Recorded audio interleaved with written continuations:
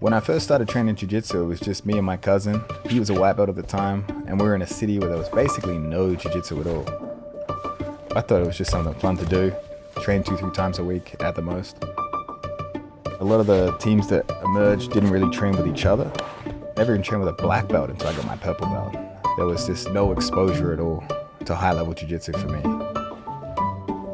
At the time, I would work 20-30 hours at a liquor store. I was studying psychology at university full-time, and then every other minute I had would go towards Jiu-Jitsu training. Just me and a few buddies on the mats, watching DVDs, trying to hit that next level. As the sport started to sort of grow, because at the time there was nothing for me, we would put more and more effort into trying to get good.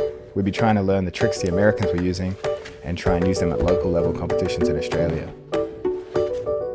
It had pretty limited success for us at the beginning, but the more time we put in, the more advanced the techniques we were able to grasp from overseas, the better effect they had on local competitions. But sadly, when we're trying to use their techniques on them overseas, it sort of hit a ceiling for us.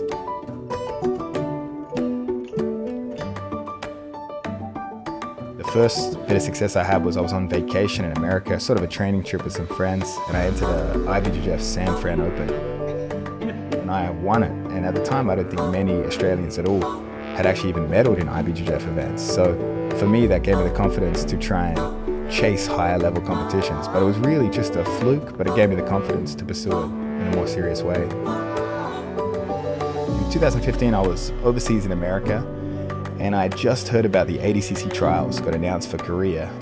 But I was too broke to afford to fly from America to Korea to do the trials. So I called up my parents and told them to sell my car I had at the time to get the money to buy me a ticket.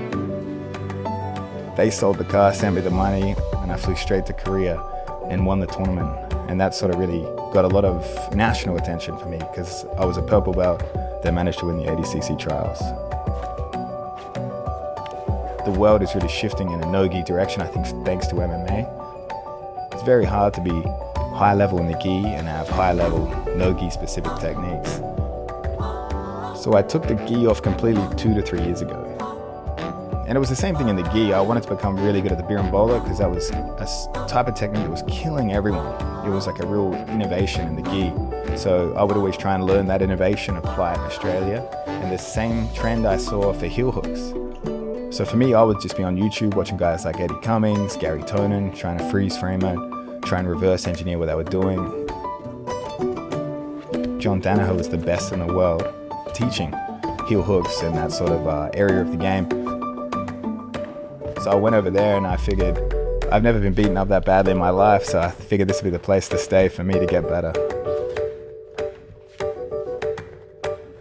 I love high-level training and high-level competition, so as long as my body holds up, I'm still going to be chasing down all the top names in the sport.